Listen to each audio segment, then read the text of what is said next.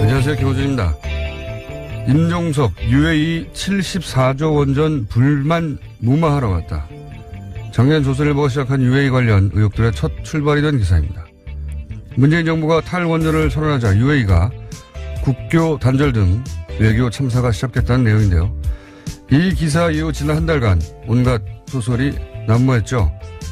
그러다 김종대 의원이 비밀 군사협정이 핵심이라는 문제 제기 이후 관심의 대상이 군사협정으로 옮겨지자 조선일보는 UAE와 군사협정은 이명박이 아닌 노무현 정부 때 체결이라는 기사를 냅니다. 문재인 정부가 맺은 협정은 대부분의 우방국과 체결하는 일반 협정에 불과하며 UAE 비밀협정과는 전혀 다르다는 걸 몰라서 이런 기사를 낸 게 아니죠. 물타기 한 거죠. 그리고 이제 김태현 전 장관의 실토로 그 비밀협정의 실체가 밝혀지자 조선일보는 적폐청산 소동이 부른 평지풍파라는 사설을 냅니다. 이 모든 게 적폐청산한다면서 UAE와의 협약을 잘못 건드려 그랬다는 겁니다. 헌법을 위반하고 국회와 국민을 속이고 우리 군대가 중동전쟁에 자동 개입하도록 맺은 이 엄청난 비밀 협약을 문제 삼지 않고 그 문제를 해결하려 하는 걸 문제 삼습니다. 이 정도 되면 정신건강에 문제가 있는 거다.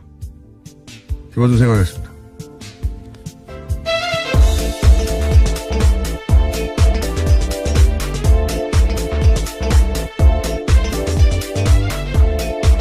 시사인의 김은지입니다. 네. 조선일보가 이렇게 이런 정황적 논리적 코너에 이렇게까지 몰리는 경우는 잘 없어요. 네. 왜냐하면 그 전에 진작에 발을 빼거나 다른 물타기로 빠져나가고 하는데 이번에는 못 빠져나갔잖아요. 예, 한 달 가까이 오보 행렬을 하고 있습니다. 네.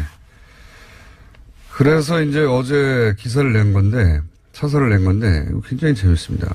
거기 뭐라고 돼 있냐면, 이제 국회 동의 없는 파병 약속은 위헌이다, 이런 지적이 있잖아요. 여기에 대해서 조선일보가 이렇게 썼어요. 실제 파병이 이루어지려면 국회 동의가 필수여서 위헌 주장은 맞지 않는다. 이거 조선일보 문장 그대로 읽은 겁니다. 이게, 보세요. 국회 동의가 필수인 걸 몰래 약속해서 위헌이라고 하는데 실제 파병이 이루어지려면 국회 동의가 필수여서 위헌 주장은 맞지 않는다. 이게 뭡니까? 이건 논리의 기본이 없어요. 무슨 말인지 모르겠어요. 제가 웬만하면은 새겨서 알아듣는데 그냥 위헌이 아니라고 하고 싶은데 논리가 안 되니까 어거지를 피우는 거예요. 보수의 아젠다 세터라고 불렸는데 조선일보가 거기서 무려 사설로 이 사항을 종합해서 이런 거라고 주장한 건데 철회할 수준이다 지금 현재 말도 안 되는 얘기를 하고 있습니다. 네. 그 얘기까지 해놓고 오늘 첫 뉴스도 시작해볼까요? 네, 어제 문재인 대통령 신년 기자회견이 있었습니다. 관련된 뉴스들이 많은데요. 먼저 남북 관계에 대해서는 대화를 통해서 한반도 비핵화를 진전시키겠다라고 밝혔습니다. 다만 한국 단독의 대북 제재 해제는 없다라고 선을 그었는데요. 문 대통령은 여건이 조성되면 언제든 정상회담에 응할 것이라면서도 남북 관계 개선과 북핵 문제 해결은 따로 갈 수 있는 문제가 아니다라고 말했습니다. 또 회담을 위한 회담은 목표가 아니다라고도 밝혔고요. 이 내용은 이제 오늘 나오는 게스트들하고 계속 반복 언급될 사항인데 신년 기자회견이 꽤 화제가 됐어요. 여러 가지 내용들이 나오고 형식도 좀 달라가지고 예. 그러면서 제가 개인적으로 가장 주목했던 대목은 뭐냐면 이 얘기하다가 트럼프 대통령의 공이 매우 크다고 생각한다. 이 네, 대목. 외신 기자의 질문이었습니다. 네, 이 대목이 개인적으로는 하이라이트라고 생각해요. 왜냐하면 트럼프 대통령이 기여한 바 있긴 있어요. 어떤 경우를 기여했냐면, 이거, 전 세계인들로 하여금, 미국한테만 맡겨놓으면 큰일 나겠다, 이거. 이 생각을 모두에게 심어줬고, 그래서, 이거 한국이 주도적으로 이 문제를 풀어야지, 트럼프한테 맡겨놓으면 큰일 나겠다 하는 생각을 심어줌으로 해서 우리가 운전석에 앉는데 큰 도움을 주었다. 두 번째로는, 그러는 데 있어서 가장 중요한 건 예를 들어서 미국 거대한 미 국무부를 상대하는 게 아니라 트럼프 칭찬을 잘해주면 된다. 이 두 가지를 우리한테 깨닫게 해준 거죠. 예. 그래서 저는 이 멘트가 트럼프 관리였고, 예, 매우 잘하고 있는 것이다. 예. 네, 어제도 두 사람 간의 전화 통화가 있었는데요. 어제도 트럼프 공을 굉장히 지켜 세웠습니다. 문재인 대통령이요. 그랬다고 해요. 예. 트럼프, 근데 이런 면도 있습니다. 그 김대중 전 대통령이 남북 대화할 때 클린턴 대통령과 이런 식으로 어떤 일이 있을 때마다 직접 통화하거나 바로바로 통화해서 그러니까 항복을 통해서 북한 문제를 해결해 나갔는데 트럼프 대통령과도 이것은 나를 통해서 트럼프 대통령은 이제 자기 중심으로 생각하니까 뭐든지 나를 통해서 북한 문제가 해결되어 가는구나라고 생각하게끔만 만들어주면 되는 거죠. 예. 트럼프 대통령 하나만 잘 관리하면 되는 아주 좋은 점이 있습니다. 여기서 계속 칭찬해 가면서 이렇게 공개적으로. 그 이제 트럼프 대통령한테는 중요한 게 자신이 자랑할 거리, 트윗에 쓸 거리를 계속 제공하는 거거든요. 그렇게만 하면 네, 우리가 온라인으로 갈 수 있는데 관리를 잘하고 있다. 네, 그런 생각이 저는 들었어요. 공이 매우 크다고 생각한다. 이런 방금 말씀드린 대로 공이 있어요. 트럼프 대통령한테 맡기면 큰일 난다. 이런. 물론 트럼프 대통령은 자신의 강경한 대북 수사 태도가 남북 대화를 이끌었다라고 생각하고 있습니다. 상관없어요. 예. 본인이 그렇게 해서 하고자 하는 건 트윗에 쓰는 거잖아요. 자랑하고 기자회견 때. 그거 우리한테 해를 끼치지 않습니다. 예, 어제 첫 국무회의에서도요, 관련된 자랑을 또 했다라고 합니다. 미국에서. 예. 예. 인터뷰 물어보면 계속 그 얘기 나와요. 한국의 문재인 대통령이 자기를 칭찬했다고, 고맙다고 했다고. 예. 아주 좋아요. 어떤 의미에서는 아주 편하게 됐습니다. 자, 다음 뉴스는요. 네, 개헌과 관련된 질문도 있었고요. 답도 당연히 있었습니다. 문재인 대통령은 6월 개헌 추진을 분명하게 했습니다. 문 대통령은 2월 말까지 국회 차원의 개헌안이 마련되지 않을 경우에는 필요하다면 정부도 국민의 의견을 수렴한 국민 개헌안을 준비하고 국회와 협의해 나가겠다라고 밝혔습니다. 지방선거와 개헌 국민투표 동시 실시는 국민과 약속이다라고 이야기했는데요. 그러면서 국민주권 강화, 국민기본권 확대, 지방분권과 지방자치 강화를 개헌 방향으로 제시했습니다. 지금 자유한국당에서는 이제 결사반대고, 예, 지금 개헌을.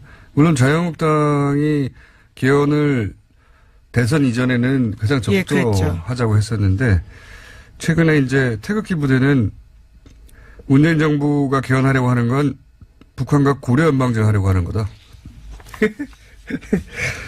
이런 마타도를 시작했고요. 예, 조선일보도 마찬가지입니다.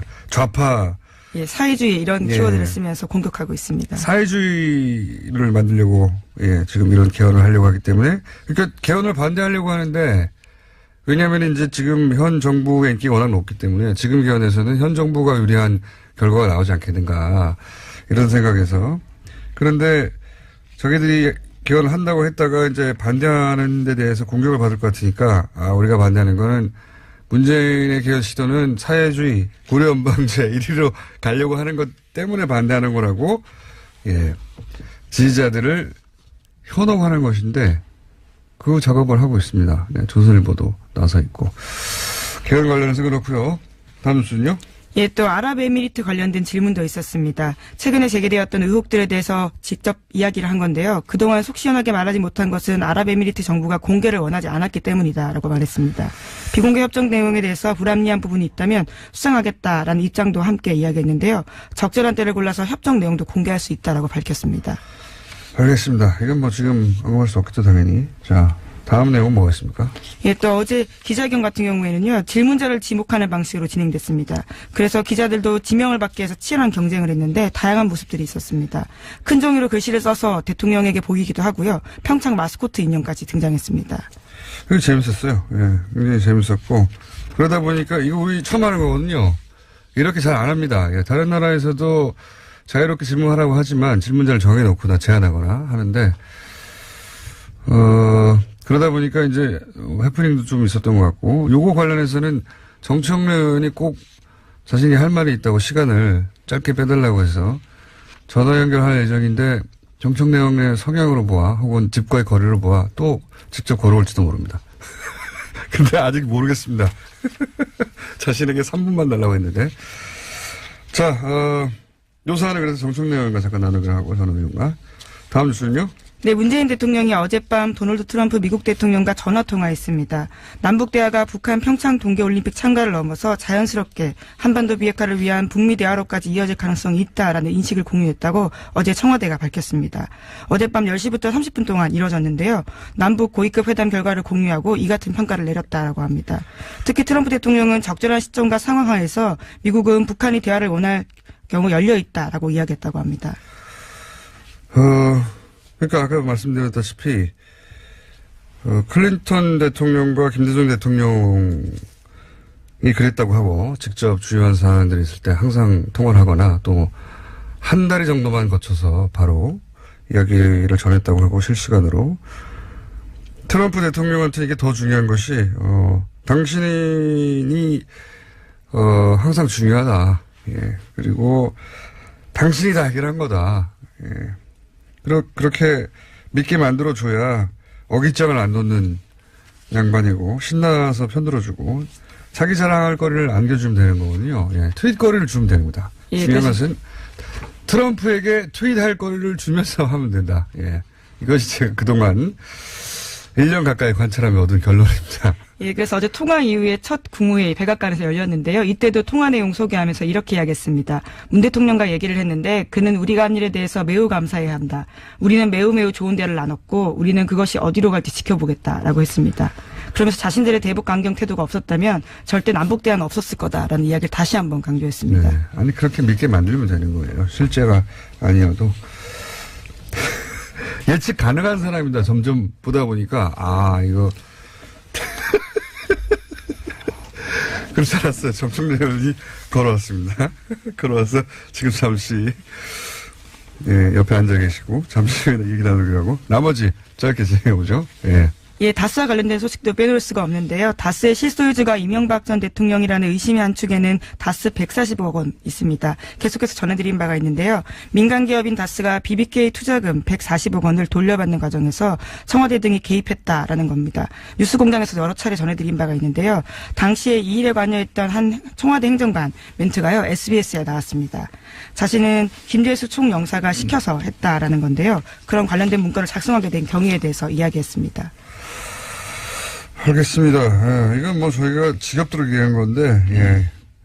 다스는 이명박 전 대통령과 전혀 상관없다고, 이명박 대통령이 주장하는 사기업에 불과한데, 왜 LA 영사가, 김대중 이상원 회장한테 전화를 안 하고, 이명박의 청와대에 전화해서 이런 보고를 하고, 예. 말이 안 된다. 근데 이제 구체적으로 좀 정황들이 드러나고 있고, 이거를 다른 언론들도 구체적으로 보도하고 있습니다. 자, 정청래 의원이 옆에 자꾸 하고 있기 때문에 빨리 끝내라고 본인 발언 시간을 확보하기 위해서. 자, 제목 정도 한 두세 개 짚고 넘어가죠. 네, 그러시죠. 그러면 더불어민주당 적폐청산위원장인 박범계 의원이 어제 정호영 BBK 특검의 해명 자료에 대해서 비판하는 내용을 밝혔는데요. 다스경리 담당자와 협력업체 직원의 횡령을 확인해 놓고도 구속영장을 청구하지 않았다라는 해명은 황당하다라고 비판했습니다. 이 중에 제일 황당한 건 저도 봤는데 왜 구속영장을 청구하지 않았냐. 구속영장이 기각되는 경우 수사 상황만 언론에 노출돼서. 근데 이런 해명은 진짜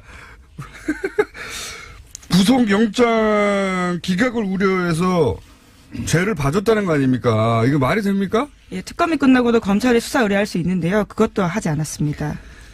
그 120억을 횡령했는데 구속영장 기각될까봐 죄를 봐줬다. 이 말 듣도 보도 못한 해명이요. 이런 해명을 해놨습니다. 그러니까 이제 적폐청산위원장으로 한마디 하지 않을 수 없었던 거죠. 말이 안 되는 속아웃을 일이라고 논평을 했고요. 근데 다만 이제 서울 동부지검 같은 경우에 전직 검찰이자 현직 검찰이 다 연루된 사안이거든요. 그래서 부담이 돼서 수사를 제대로 할 수, 의문 그만하세요, 의원님. 끝내세요. 자, 그래도 꼭 짚어야 될. 예, 하나만 더 전해드리겠습니다. 네. 그러면요. 어제 이명박 정부 시절 국정원에서 댓글 외곽팀 활동을 했던 유성옥 전 심리전단장에 대한 재판이 열렸습니다. 여기서 유 전 단장이 원세훈 전 국정원장의 취임 직후 보고한 업무 문건이 공개가 됐는데요. 해당 문건에는 원세훈 전 국정원의 첫 번째 임무로는 좌파 무력화였다라고 합니다. 구체적으로 온라인에서 좌티즌, 자발하기 등의 용어를 만들겠다는 활동 방안도 담겨 있었습니다. 프레임의 가독인데 좌파 무력화가 아니고 기본적으로 이제 정권에 반대하면 그게 우파든 좌파든 상관없어요. 하여튼. 예, 문건엔 그렇게 쓰여 있었습니다. 자, 그렇게 프레임 잡기부터 시작했다는 거고. 그럼 옆에 앉아 계신 정청래 전 의원 신년 기자회견 관련해서 꼭 짚어야 할 세 가지가 있다고 저희 제작진에 새벽에 연락해가지고 나갈까 전화할까 그래서 제작진이 틀림없이 가까우니까 또 걸어올 것이다. 아니다 이번엔 전화할 것이다 했는데 역시 걸어오셨습니다. 내기를 했어요. 내기. 여러분 안녕하십니까. 이 시대의 참 문재인 연구가 무보직 청와대 대변인 정청래입니다. 어제 예. 문재인 대통령 신년 기자회견할 때 실시간으로 제가 트위터로 짧게 분석 해설하는 25개를 무려 날렸는데 문재인 연구가라고 보니 네. 자 그래서 꼭 짚어야 될 내용이 뭡니까? 어제 신년 기자회견은 내용도 내용이지만 세상이 달라졌다 하는 것을 보여준 매우 유의미한 그런 기자회견. 거기까지는 우리가 다 했는데 이미. 그렇습니까? 예. 네. 새로운 형식, 새로운 포맷이라고. 조선시대 예. 허준 선생의 동의보감의 예. 정신. 네. 그것이 8자거든요. 통즉 불통, 불통즉 통. 통하면 불통, 아프지 않다. 불통, 통하지 않으면 즉통, 아프다. 지금까지 기자회견도 그렇고 이명박근혜 정권 동안 아팠거든요. 통하지 않았어. 근데 어제는 잘 통하는 기자회견이었다. 이거 긴급하게 나올 정도의 내용은 아닌 것 같은데요. 이거는 10년 동안 제가 이렇게 인사말이라든가 이렇게 할 때 항상 인용했던 빨리 본론으로 들어주시죠. 말이거든요. 네. 질문하세요. 저도 질문 받고 싶어요. 아니 꼭 짚어줘야 되는 다른 사람은 짚을 수 없는 세 가지를 내가 짚겠다 했는데 그 짚기 전에 보통 의원님 시간이 별로 없어요. 일반 언론에서는 키워드로 분석해서 국민이 몇 번 사용됐다 이렇게 했는데 저는 문장으로 분석을 했어요. 193개의 문장이 사용됐는데요. 그중에서 제일 많이 사용한 문장이 30개 문장이 한반도 평화 남북 문제였고요. 25개 문장이 복지국가 건설 부분이었고 19개 문장이 위안부 문제였어요. 그러니까 어제 대체적으로 외교안보 분야 남북관계 뭐 복지국가 이런 것은 예상이 됐었는데 단일한 사안으로 가장 많이 힘주어서 얘기한 부분은 위안부 문제였다. 무려 19문장이었어요. 이런 게 좀. 의원님 지금 3분밖에 안 남았어요. 나머지 2개 언제 나옵니까? 기자회견 형식이 굉장히 파격적이었다. 이런 건 다 아시는 내용이고요. 아시는데. 근데 르몽드지라든가 CNN 같은 경우는 문재인 대통령에 대해서 굉장히 칭찬 일색이거든요. 심지어 조선일보조차 오늘 이제 사설에서는 정상회담이라든가 남북관계에 대해서 굉장히 이렇게 좀 칭찬하는 기조인데 저는 왜 이런 게 빠졌을까? 어제는 토론이 가능하고 어떤 질문이라도 소화할 수 있는 대통령이 그런 모습을 보았거든요. 근데 그거를 좀 참 괜찮다. 대통령이 이런 모습, 국정 전반을 파악하는 모습 이런 부분에 언급한 언론은 없더라고요. 좀 아쉬운 부분이었습니다. 의원님은 점점 과연 중요한 내용이 나올 거 의구심이 들고 있는데 네. 꼭 이거 내가 꼭 해야 한다. 네, 어제 정상회담 관련 부분인데요. 그런 제가 언론을 다 살펴봤는데 분석한 기사가 없더라고요. 그래서 제가 분석을 좀 해드리려고 그러는데요. 정상회담은요. 네. 여건이 조성되면 이란 단서 조항을 걸었습니다. 그 여건을 조성되면 그것이 뭐냐면 가장 중요한 게 긴밀한 한미 공조거든요. 그러니까 김대중 대통령 때나 노무현 대통령 때도 미국의 협조 없이는 남북 정상회담을 하기가 어렵거든요. 근데 트럼프 대통령은 100% 지지한다는 말을 이미 했고, 그리고 남북 대화 기간 중에는 군사행동을 하지 않겠다. 이건 엄청난 발언이거든요. 아마 오프닝에서도 얘기한 것 같은데 문재인 대통령이 그걸 잘해요. 칭찬을 잘해요. 트럼프. 공이 크다. 기억하십니까? 2017년 타임지 올해 인물 중에서 리고시에이터. 그러니까 문재인 대통령이 협상가라고. 근데 우리는 그때 뜬금없이 협상가? 이런 이미지는 별로 없었거든요. 지금 굉장히 협상, 강온, 밀당을 잘하는 협상가로서의 면모를 보여주는데 저는 그래서 올해 정상회담 가능성이 있다. 라고 저는. 예언하러 오신 거군요, 예언. 네. 그러니까 이제 우리가 축구 경기 할 때도 위기 뒤에 찬스가 오지 않습니까? 골 찬스가. 남북 관계도 항상 그렇거든요. 북미 관계라든가 남북 관계가 긴장 상태가 고조되면 그걸 해소하기 위해서 항상 정상회담을 하는 방식이었거든요. 그래서 원래는 김영삼 대통령 때 그때 북핵 위기 때 지미 카터 대통령이 평양에 가서 실제로 정상회담이 이루어질 뻔했는데 김일성 주석의 급서로 이제 무산이 됐고 김대중 대통령, 클린턴 대통령의 협조 아래 정상회담이 이루어졌고 노무현 대통령 때도 마찬가지거든요. 부시 대통령이 정상회담 할 것을 권유했다. 이제 이런 얘기가 있는데 그래서 지금 분위기라면 연말이나 내년 초에는 정상회담을 하지 않을까. 구구절 이후에 이런 분석을 좀 할 수 있겠습니다. 근데 이런 분석은 뉴스공장에서는 안 하죠.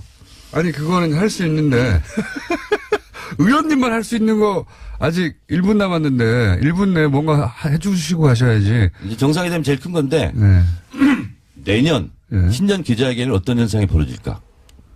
예, 이것도 예언이네요. 뭐가 네. 벌어집니까? 올해는 인형만 등장했어요. 인형 정도. 내년에 이제 갓 쓰고 도포 쓰고 막 기자들이 와가지고 대통령의 눈에 띄어서 질문을 지명받지 않을까. 그런 의원님. 가진 노력을 다할 것 같다. 말도 안 되는. 시대가 달라졌고 말도 안 되는 얘기. 조선일보 기자는 지금 뭐 굉장히 힘들어하고 있는데 아, 조선일보 기자요? 세상이 바뀌었습니다. 조선일보 기자가 왜 힘들어합니까? 아니 문재인 대통령에게 지지자들에게 뭔가 좀 이렇게 해달라라고 덤볐는데 질문, 그러니까 문재인 지지자들이 너무 이제 극성이다 라면서 네. 이제 일베나 친박처럼 그런 프레임을 씌우려는 질문에 대해서 좀 담담하게 대라고 답한 거. 그렇죠. 예, 근데 문재인 대통령이. 문 대통령 지지자들은 국정원 댓글 부대가 아니거든요. 네. 대통령이 이렇게 한다고 해서 그렇게 따라가고 이건 마치 군사 문화에 아직 젖어 있는 전체주의 문화를 청산하지 못한. 그러니까 누가 시켜서 하는 거 아니냐 그런 이명 댓글들. 박근혜 대통령 같은 경우는 대통령이 뭐 하라고 그러면 기사를 그렇게 썼는지는 모르겠어요. 네. 근데 지금 시대는 그런 게 아니고 지금은 비판의 전유물이 기자의 것만은 아니다. 그런 오만을 버려야 된다. 기자도 비판받을 수 있다. 이제 기자들이 비판하는 것이 정당한가. 이제 국민들이 그 기자를 비판하는 시대가 됐다. 세상이 바뀌었다. 이런 분석은 뉴스공장에서 할 수 있어요? 아무나 할 수 있는데. 의원님, 다음에 나오실 땐 뭔가 심심할 때 말고요. 네. 오늘은 심심해서 나오신 것 같으니까, 의원님만 할 수 있는 걸로 따로 준비해가지고. 지금 제가 할 수 있는 얘기만 지금 이제 한 거죠. 근데 뒤이어서 뭐 박영선, 나경원 의원 뭐 신년사 분석한다는데 제가 이미 다 했기 때문에 다른 얘기를 그냥 돌리세요. 그걸 미리 말씀하시면 어떡합니까? 아, 이거 급비였어요? 여기서 마치겠습니다. 네. 정청래원이 김을 다 빼가지고. 원래 저기 내부자 둘 코너가 김성태 의원이 이제 원내대표가 되시면서, 언제 다시 할 줄을 모르는 부정기 코너가 돼서 저희 2018년 야심차게 준비한 코너거든요. 예. 세계 최초로 여야 대표하는 사선 의원 두 분을 모시고 짠! 이렇게 해야 되는데 이미 김이 약간 빠진 상태로 소개드리겠습니다. 민주당의 박영선 의원 나오셨습니다. 안녕하십니까. 네, 안녕하십니까. 반갑습니다. 한국당의 나경원 의원 나오셨습니다. 안녕하십니까. 네, 안녕하세요. 네. 반갑습니다. 원더걸스 코너 일단 코너명이 여인 천하일 수도 있다. 그래서 둘 다 섞어서 시그널을 내드렸고 아시는 분은 아시겠지만 두 분과 저는 2011년 박원순 서울시장 당선된 보궐선거에서 동시에 악연을 맺었던 두 분 모두 서울시장이 못되게 하는데 혁혁한 그 기억하고 계시는군요. 네. 두 분 다 기억하시죠? 네. 자세한 이야기는 제가 분량이기 때문에 나누지 않기로 하고 그래서 두 분을 동시에 이 스튜디오에 모실 수 있을 거라고는 그 이전에 꿈에도 생각 못했습니다. 두 분도 그러셨죠? 네, 이렇게 네, 셋이. 예, 네. 저희도 같이 뭘 한 적은 한 번 거의 있죠, 없는 한 번. 한 번 정도 네, 있었죠. 한 번. KBS에서. 네. 뭘 하셨습니까 그때? 그때 무슨 텔레비전 프로그램이었어요. 예, 네. 이렇게 뭐 토론은 아니었고, 맞습니다. 예, 네. 딱 한 번 했었던 것 같아요. 이상하게 우리가 사선하면서 같이 뭘 할 일이 많았었는데 예. 여성들을 잘 안 불러줬던 것 같죠? 두 분이 일부러 마주하지 않으려고 했던 거 아니에요? 네. 게다가 박원순 서울시장으로 연결된 악연인데 이 방송이 박원순 서울시장 산하의 기관에서 하는 방송입니다. 괜찮으세요? 네. 박영선 의원은 박원순 시장한테 지금 도전한다 그러시면서 지금 민주당 경선 후보. 아, 우리가 로만 비읍, 이음, 하는 것 시옷이 같은데. 똑같기 때문에 괜찮습니다. 아니 저는 김어준 우리 공장장께서 괜찮으시냐. 그러니까 저도 불안하고요. 게다가 서울시장 3선을 내가 저지하겠다고 나설지도 모르는 두 분 아닙니까? 그죠? 네. 기묘한 지금 자리입니다. 기묘한 인연과 이 방송이 박원순 서울시장의 전화로 중지될지도 모릅니다. 그럼 밝혀주세요. 네. 자, 두 분 모두 게다가 또 열렬한 지지자와 안티를 동시에 안고 계시고. 네. 그런 두 분에게 공통 질문입니다. 두 분에게 김어준이란? 제가 먼저 할까요? 누구든지 나오시면 제가 됩니다. 예. 정청래 의원을 좀 전에 만났잖아요. 네. 도대체 김어준이란 네. 이런 질문에 뭐라고 대답해야 되냐? 그랬더니 네. 정청래 의원이 꼭 이렇게 얘기하래요. 참 골치 아픈 사람이다. 그러나 우리 민족에게는 도움이 되는 사람이다. 근데 네. 저는 이렇게 생각합니다. 네. 김치 같은 사람이다. 네. 하면서 할 말 다 한다. 네. 준엄하게 야단치는 걸 좋아한다. 준비를 동의하십니까? 제작진 보좌진이 해줬죠. 아닙니다. 제가 지금 와서 이 질문은 제가 사실 이거 보니까- 예상 질문이 아니었잖아요. 제가 보니까 저 굉장히 띄워주시는데요. 띄워주는 예, 겁니까 이게? 편파적인 진행이 될 것 같은데. 의원님 한번 해보세요. 아니 네. 저는 지난번에 제가 딱 한 번 출연했었잖아요. 네. 그때 시그널 음악을 외나무 다리를 틀어주시더라고요. 외나무 원수는 다리. 외나무 이걸 네. 틀어주시던데 그래서 제가 깜짝 놀랐어요. 저는 사실 이게 제가 이게 좀 속상한 일이 있어도 잘 잊어버리는 게 저의 단점이라서 김어준 공장장을 제가 그렇게까지 생각을 안 했는데 저에 대해서 외나무 다리를 아니, 틀어줄 저는 그렇게 정도로 생각 안 하는데. 생각하시나 그래갖고 네. 제가 앞으로 이게 좀 이야기 잘 해봐야 되겠다 생각하고 그래서 오늘 출연하라 그 김어준이란 지금 해주셔야죠. 김어준이란 그러니까 아니 재수없는 놈? 외나무 다리를 틀어주시는 그런 존재였는데 외나무 다리? 네. 원수? 알겠습니다. 였는데 점점점 저는 김치 같은 사람. 왜냐면요, 이 김치가 좀 냄새가 나거든요. 그런데 안 먹을 수가 없잖아요. 그죠? 네, 안 먹을 수가 사람들이, 없잖아. 한국 사람들이 좋아하는. 네. 자, 네. 저희 두 분을 섭외할 때 굉장히 어렸어요. 왜냐하면 국회의원들은 선수도 맞춰야 되고 성별도 맞춰야 되는데 딱 맞는 상대를 구하기가 어려웠는데 두 분 이외에는 두 분의 매치가 없습니다. 그래서 드는 질문인데 상대방은 마음에 드십니까? 네. 한마디씩 해주시죠. 박 의원님하고는 공통점이 굉장히 많아요. 저는 이 프로그램 나오면서 갑자기 우리 예전에 한 번 만났었던 그 KBS 프로그램 생각이 나면서 그때 어떤 이야기를 나눴냐면 그때 비례대표 시절이었던 것 같아요. 저희가 비례대표를 초선. 시작해서 네. 지역구 3선을 한 국회의원인데 그때 비례대표 시절에 우리 정치 오래 하지 말자 이런 얘기를 서로 나눴던 것 같은데 비례대표들은 다 그 얘기 하더라고요. 맞아요. 사선이 돼서 다시 만났다는 만났어요. 네. 것이 끝나고 선물도 교환하면서. 예, 네. 예. 어쨌든 상대가 마음에 드십니까? 있었어요. 우리 박 의원님 장점 굉장히 많아요. 단점만 얘기해 주세요, 그러면. 단점만 하나만. 일단 예. 서로 디스하는 프로그램이니까. 네. 단점 하나만 얘기해 주시고 그래야지 초반에 험악한 분위기를 만드는데 필요합니다. 단점 한 가지씩만 얘기해 주세요, 그러면. 박 의원님 워낙 적극적이시고 열성적이라서 단점요, 단점. 단점. 예. 그것이 단점이 될 수 있다. 초반부터 너무 저희는 예. 이게 둘이 안 싸우고 이렇게 우리 공장장님하고 글쎄요. 예. 저는 나경원 의원은 저보다 예뻐서 훨씬 좋고요. 왜냐하면 같이 다니면은 같이 예쁘다는 소리를 들을 수 있으니까. 그게 무슨, 옆에 예쁘다고 예. 해줬으니까 또 그렇죠. 따라서 섭섭할까봐 해준다, 이런 그렇죠, 거구만. 그렇죠. 예. 네. 단점은요? 좋은 이야기. 단점이요? 예. 단점은? 단점은 저보다 훨씬 여성스러우신 것 같아요. 단점. 예. 그게 장점일 수도 있고 단점일 수도 있고. 네. 자.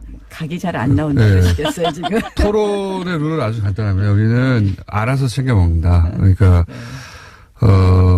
서로 예를 들어서 점점 열이 오르고 감정이 상한다. 그러면 저는 즉시 방관합니다. 즉시 방관하고 끼어들지 않고 공평한 발언기에 이런 거 없고요. 상대방의 말을 잘라서 드셔도 괜찮고요. 각종 기술들 삿대질 이런 거 가능하고요. 괴성, 중도 퇴장, 눈부라리 다 울기도 가능합니다. 상대가 말하고 있는데 혼자 화장하고 있기 이런 것도 가능하고요. 자, 시간이 그렇게 많지 않으니까 바로 현안 몇 개 짚어보겠습니다. 어제 바로 있었던 주요한 회견이나 대통령 회견 제가 묻지 않을 수 없는데 누가 먼저 하셔도 상관없습니다. 신년 기자회견에서 가장 중요하다고 생각하는 포인트 한 세 가지 정도만 평가해 주십시오. 예. 신년 기자회견 대통령 말씀하신 거에 가장 포인트는 역시 개헌이었던 네, 것 같습니다. 개헌. 개헌하고 최저임금, 뭐 네. 근로시간 단축 네. 이거 계속 강조하셨죠. 네. 그 다음에 이제 결국 남북관계 말씀하셨는데요. 네. 전체적으로 대통령 신년 기자회견은 역시 제일 처음에는 탁현민 행정관의 이 탁월한 기획력 정말. 그러니까 제가 보기에도 참 기분 좋았어요. 손드는 기자들 지명하고 하시는데 뭐 어쨌든 뭐 기사에 보면 열심히 행정관께서 뭐 노래도 선곡하고 이렇게 했다고 하니 기자들 분위기가 일단 무장해제하고 시작하지 않았을까 이런 생각도 해봤고요. 네. 어쨌든 전체적인 그림은 좋았는데 네, 다만.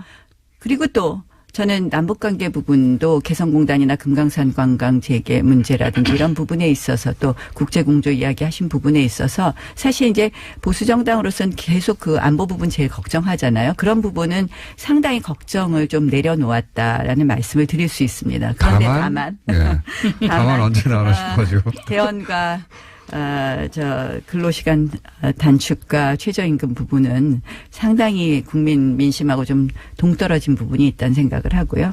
개헌 얘기 본격적으로 하면, 실질적으로 이 개헌을 지방선거에 하자 한 약속을 대통령 후보들이 공약했던 것은 바로 제왕적 대통령제의 폐해를 국민들이 공감하고 제왕적 대통령제를 고치자는 거였거든요. 그러니까 권력구조 개헌이 핵심이 되어야 되는데 어제 국민 주권을 높여야 된다. 그래서 권력구조 부분 합의 안 돼도 이거라도 이렇게 해야 혼자 된다. 길게 이렇게 얘기하시면 안 됩니다. 아니 막지 않으시니까 계속 하셨습니다. 그러니까, 그 박영수 그래서 의원님도 제가 그 부분에 있어서 제일 걱정하는 부분. 답이 네, 끝날 때까지 기다리지 않으셔도 됩니다. 예. 제가 어제 페이스북에 이미 올렸는데요. 3대 포인트는 개헌, 삶의 질 개선, 북핵 문제 해결 요거였던 것 같고요. 그다음에 어제 그 기자회견은 첫째, 대통령이 정말 바뀌었구나라는 걸 국민들에게 인식시켜주는 자리. 그리고 두 번째는 진짜 소통이 무엇인지를 보여줬고, 또 세 번째는 세상이 정말 달라졌구나라는 것을 국민들이 느낄 수 있지 않았을까. 저는 이렇게 생각합니다. 두 분이 비슷한데 개헌의 문제에 있어서는 입장이 다르실 것 같은데.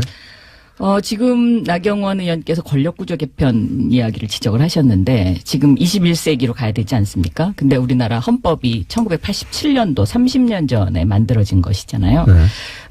헌법은 그 나라의 그 어떤 정신과 철학이 담겨져 있는 거죠. 그래서 지금 그 가장 중요한 것이 권력구조 개편도 중요하지만 저는 지방분권 이 문제가 제일 중요하다. 왜냐하면 4차 산업혁명 시대에 제일 중요한 것이 수평적 리더십을 어떻게 연결하느냐 하는 연결의 눈치 보지 힘이 마시고 들어오셔도 돼요. 네. 아니, 근데 개헌을 우리가 하지 말자는 게 아니고요. 저도 개헌을 해야 된다는 부분에 지극히 뭐 어떻게 보면 해야 풀리 된다고 하면 공감하는데요. 그 공감하는 부분 그것만이라도 그런데 개헌을 해야 지금 된다. 저는 이렇게 생각합니다. 그게 네. 앞뒤가 안 맞는 말이 지금 개헌을 하려면 지금 가장 중요한 게 아까 말씀드린 것처럼 제왕적 대통령제 부분이 가장 중요하다고 생각해요. 근데 그 권력구조 부분, 그 다음에 이제 뭐 기본권 부분에 있어서 손봐야 될 부분 보아야 될 것이고 뭐 지방분권도 마찬가지인데요. 나경원 의원님은 이제 제왕적 대통령 부분을 지적하시는 거를 보면 뭐 내각제 개헌이라든지 아니면 뭐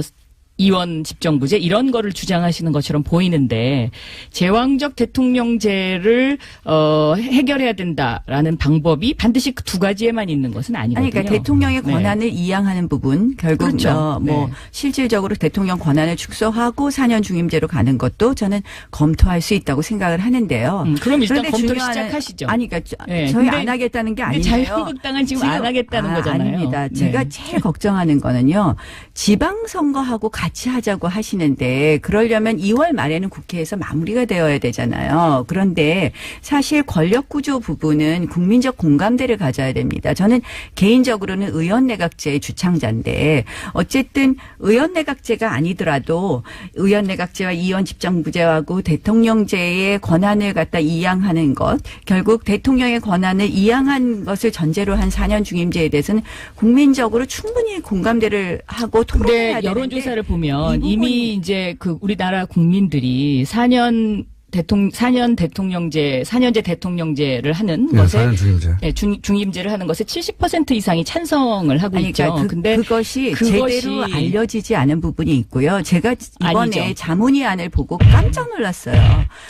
지금 권력구조 부분은 뻥 뚫어놓고 지금 대통령께서 말씀하신 것처럼 나머지 부분에 대해서 자, 여러 가지 합의안을 막 근데 자문위의 예를 안을 들면 권고안을 이런 거예요. 내놨는데 그 내용을 보면 기본권 조항 부분도 사실은 굉장히 자유민주주의의 자유를 덜어낸 것 같은 것은 우리의 국가의 기본 체제를 흔들 수 있다는 생각을 하게 그거 만들거든요. 이제 좀 심하신 생각인 것 아니, 같고 제가 자유민주주의의 보기에 지금 자유를 대한민국 국민들이 그렇게 약하지 않습니다. 아니요. 저희가 이 자유민주주의의 자유를 덜어내고 나서 민주 앞에 아무거나도 붙일 수가 있는 상황이 되지 여기까지 않습니까? 살살살 올라왔으니까 여기까지는 됐고요. 네. 두 번째, UAE 관련해서 이명박 정부 시절에 김태형 전 장관이 유사시 자동 개입 포함한 비밀 협약이 있었다고 인정을 했어요. 네. 자, 이것은 이 논란은 이명박 정부 잘못이다, 아니다, 문재인 정부 잘못이다. 그럼 당연히 이명박 정부 잘못이죠. 왜냐하면 이 UAE와 관련된 어제의 그 김태형 장관의 발언은요. 이명박 정부가 얼마만큼의 국가를 사유화했느냐를 보여주는 하나의 아주 커다란 그 저는 사건이다. 생각이 너무 다른데요. 저는 그렇게 생각합니다. 그 당시에 네. 원전 수주 다 기억하실 겁니다. 우리가 한국과 프랑스가 정말 첨예하게 이 원전 수주를 위해서 노력했고요. 네, 원전 프랑스로 수주를 했다는 그 계약서를 저는 국민한테 공개해야 된다고 생각하고요.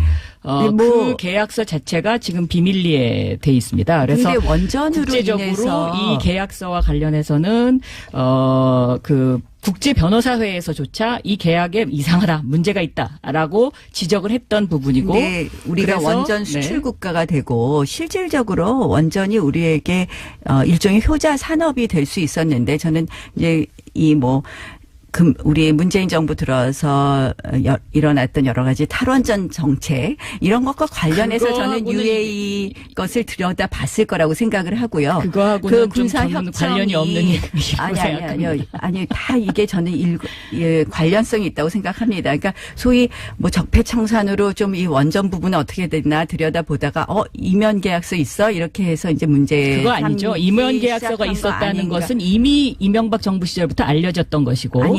그리고 군사를 보낸다는 거는 국회 동의를 받아야 되는 것인데 그 부분은 이 이렇게 계약서 봅니다. 자체가 대한민국을 개인 회사처럼 운영할 수 있다는 그러한 가치에서 나왔다는 대표적인 저는 사례다. 이거 굉장히 심각한 일이다. 하지 이렇게 생각합니다. 않았으면 네. 사실상 우리가 프랑스를 이기고 원전을 수주하기 어려웠고요. 그런 이면 계약서 그 부분이 군사 국회의 협정 동의를 문제는 받지 않았지만 만약에 그래야 되는 상황이면 그 당시에 국민들한테 이 군사 협정과 관련된 부분에 관해서 동의를 구했어야 되는 거고요. 저도 알겠습니다. 그랬으면 네. 더 좋았을 거라고 생각하지만 네. 파병의 경우에는 별도의 국회의 동의가 반드시 필요하기 때문에 저는 이러한 정도의 어떤 협정을 통해서 사실상 원전을 수주했다는 것은 이명박 정부가 지탄받을 일이 아니라 오히려 이 부분은 칭찬받을 일이라고 생각을 그러니까 합니다. 이제 불도저식 경영의 UAE 스타일이죠. 가보셨어요? 그러니까 뭔가 이제 예를 들면 UAE 아파트를 짓기 위해서 아니, 제가- 무조건 아니, 밀어버려야 아니요. 된다. 뭐 이런 사고 방식. 아니요.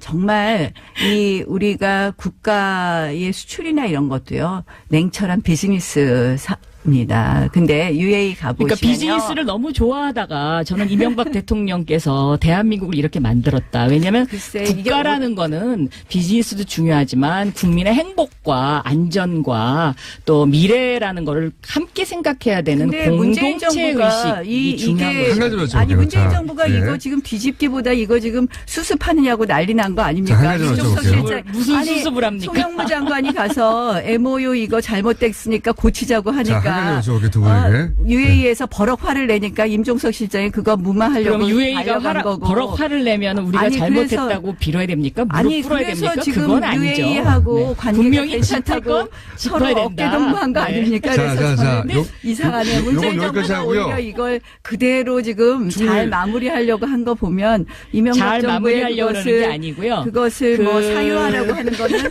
뭐 동의하기 어렵다. 다스 누구 겁니까? 다스 누구 겁니까? 지금 이거 끊을 수가 없네. 다스는 누구 겁니까?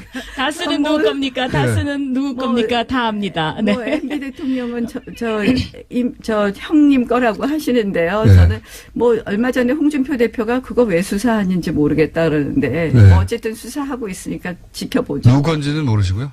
아니 아니라 그러시더라고요. 보니까 아니라고. 아니라고. 지금 와서 어떻게 보니까 내 거라고 얘기를 아니라고 하겠습니까? 하니까. 아니 그리고 뭐 아니 근데 지금 수사하고 있으니까 저희 지켜보죠 뭐. 예. 다스는 누구 거라고 생각하십니까? 다스는 저는 늘 똑같은 대답을 합니다. 검찰 캐비넷 속에 그 답이 들어 있습니다. 그리고 답. 국민들이 이미 다 알고 있습니다. 알겠습니다. 빠르빠르 넘어가죠. 사람이 많으니까. 바른정당 국민의당 합당을 시도가 있는데 첫 번째 질문은 이 합당의 시도는 바람직하냐? 둘째, 성공하겠느냐? 제가 질문 타이밍이 없어 한꺼번에 드릴게요. 바람직하냐? 성공하겠느냐? 이 합당 시도의 최대 수혜자는 누구? 최대 피의자는 누군가? 이렇게 질문을 확 던지면요. 저는 너무 성급하다고 성급하다? 생각합니다. 네. 이게 바람직하냐는 질문에 대한 답입니다. 네. 뭐 국민의당과 바른정당은 다른 선택지가 없지 않았는가. 그러니까 국민의당 이제 통합파와 바른정당. 근데 사실상 이제 바른정당의 많은 의원들이 지금 이미 이제 탈당했고요. 의원과 이제 남지사 탈당했고 또 추가 탈당이 예고되어 있어서 비록 통합에 성공하더라도 그 효과는 미미할 것이다. 성공하긴 할 것 같은데. 저는 성공하기가 그렇게 쉬워 보이지 않는다. 네, 왜냐하면 네. 이 통합이라는 건 서로 양보해야 되는 거거든요. 네. 근데 서로 양보 안 하려고 하잖아요, 지금. 그래서 이 성공에는 저는 그렇게 동의하지 않고요. 그럼 수혜자가 누구냐? 수혜자는 바로 안철수, 유승민 이 두 사람일 것이다. 저는 두 그렇게 분이 보고 다 있습니다. 절박하기 네. 때문에 양보하고 통합은 하지 않을까. 근데 제가 말씀드린 것처럼 실질적인 폭발력은? 성과가 별로 없지 않을까 이렇게 생각합니다. 오늘은 첫 시간이라 두 분도 약간 어색하시고 해서 게다가 시간이 거의 다 됐어요. 별로 안 어색했는데요. 그래요? 오히려 저 공장장님이 좀 이렇게 약간 당황하시는 것 같은데. 저희가 계속 아유, 재밌었어요. 저는 재밌었는데. 자, 그러면은 시간이 별로 없으니까 마지막 요거 한번 쫙 훑고 지나볼게요. 네. 홍준표 대표 한 줄로 평가하면요? 먼저 하세요. 이런 것도 저더러 어려운 건 저더러 먼저 하라 그러는데 홍준표 대표요. 한 줄로. 제가 같은 고향이 같거든요. 네. 그러니까 고향이 같은 사람이 박원순 시장, 저 홍준표 대표, 저희 당의 서른 의원님 이렇게 4명이에요. 네. 그런데 왜 제 고향에 가면 고향 분들이 그래요. 그 홍모 씨 그분 요새 왜 그렇게 우리를 창피하게 만들어? 창피하다. 자, 여기요. 홍준표 대표 제가 진짜 섭섭한 게요. 네. 지난번에 우리 이 프로그램에 나와서 공장장께서 그래서 문재인 대통령과 홍준표 대표 중에서 누가 더 싫어요? 그래서 제가 야당 의원인데 당연히 문재인 대통령이 더 싫죠 이렇게 얘기를 했는데 홍준표 대표 다른 프로그램에 나가서 나경원 의원과 누가 더 좋냐고 추미애 대표 중에서 누가 더 좋냐는데 끝까지 대답을 안 하시더라고요. 그래서 되게 삐졌었어요. 섭섭하다. 예, 네. 섭섭합니다. 제가 딱 한 가지 할 얘기가 있어요. 네. 권력구조 개편과 관련해서요. 역사적으로 보면은요. 봉건주의 시대, 영주 시대를 지난 나라들은 대부분 다 내각제를 하고요. 왕조 시대를 지난 나라들은 대부분 대통령제를 해요. 그러니까 이게 역사에 기인하는 부분도 있기 때문에 예를 들어서 갑자기 내각제로 간다? 이것이 더 어색하게 국민들은 받아들이는 것이 아닌가. 내각제 저는 얘기. 그렇게 생각해요. 권력구조 얘기는 나중에 한번 더 안철수 대표 나눠보시죠. 한 예. 줄로. 유승민 대표 한 줄로. 너무 어려운 질문을 20초밖에 안 남아서. 답답하다. 안철수 네. 대표. 유승민 대표는요? 유승민 대표 너무 고집이 세다. 안철수 대표 네. 아직 아이 같다. 유승민 대표 너무 원칙적이다. 너무 이렇게 박영선 나경원 의원이었습니다. 김어준의 뉴스 공장.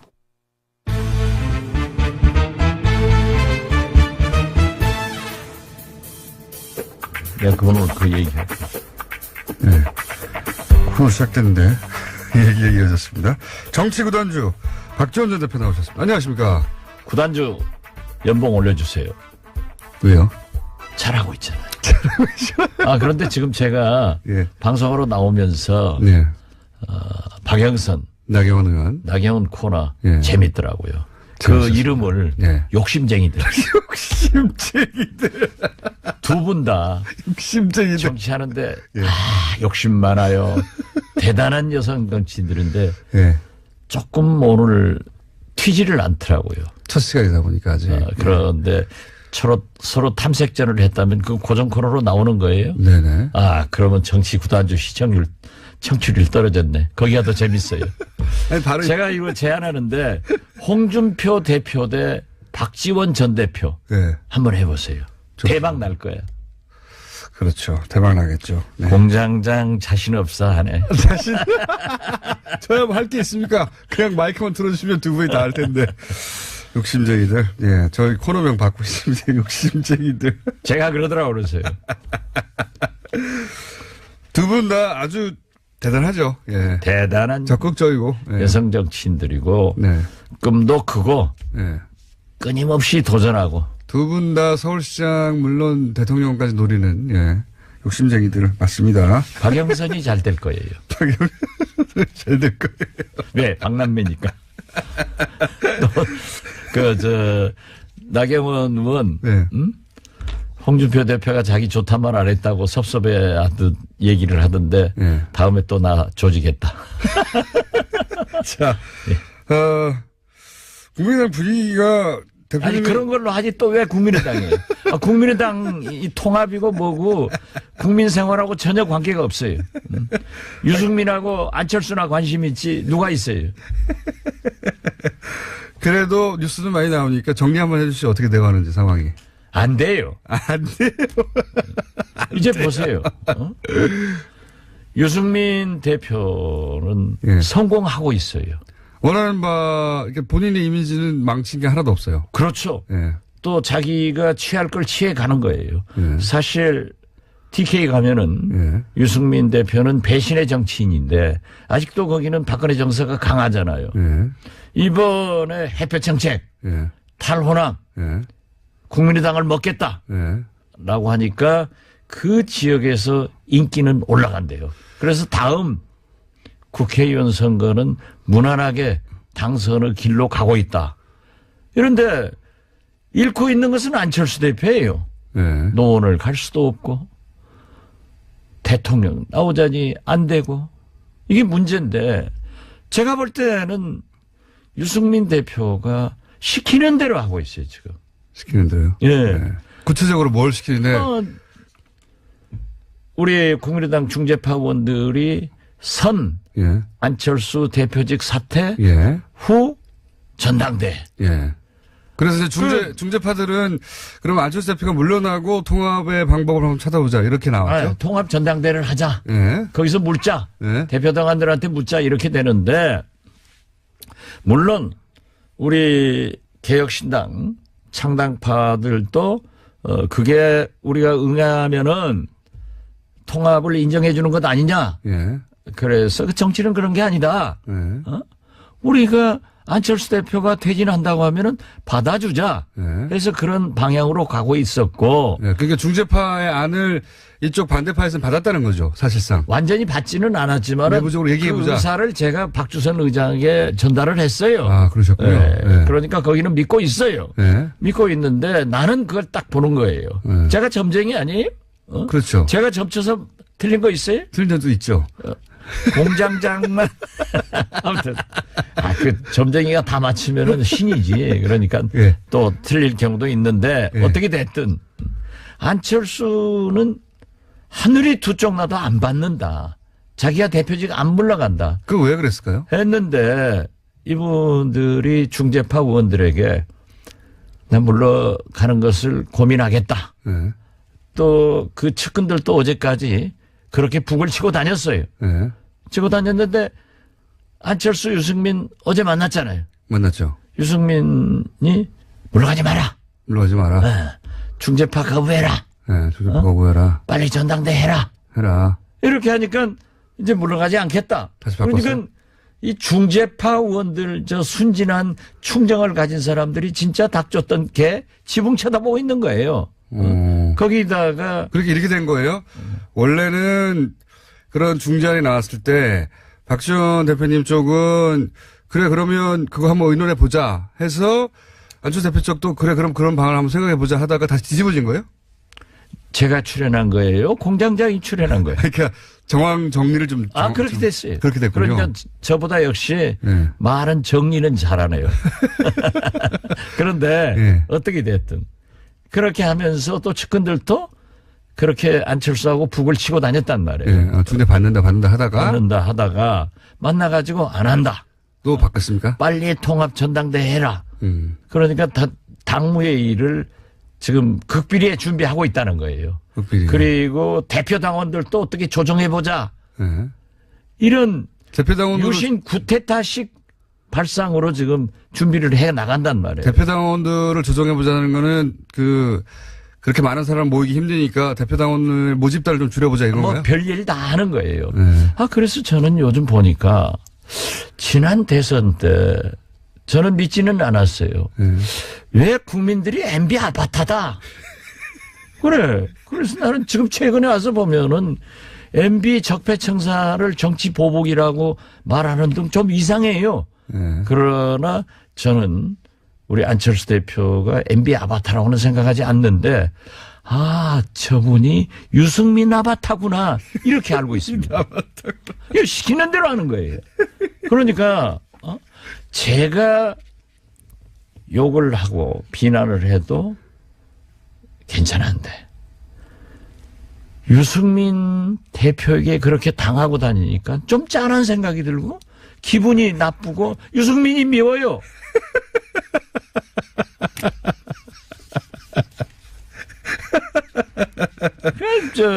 유승민 보세요. 그 리더십이 예. 33석 정당을 20석으로 만들더니 이제 10석으로 만들고 곧 또 탈당해서 제가 맨 처음 점쳤던 대로 예언하셨던 바죠. 줄어들 것이다. 예. 6, 7석 때는 그 축소의 귀재야.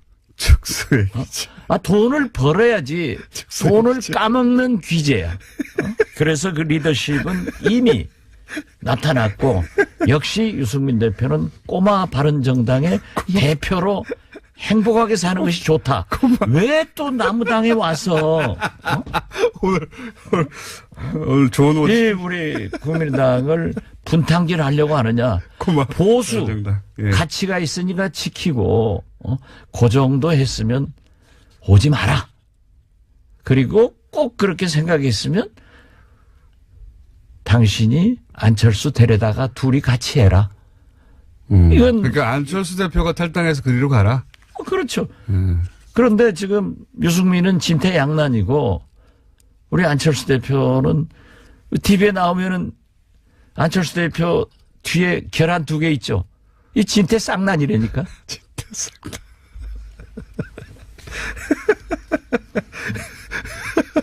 오늘 새로운 어디가 아주 많이 나옵니다. 꼬마 바른정당, 진퇴쌍난, 유승민 아바타. 그런데 이런 안도 있었잖아요.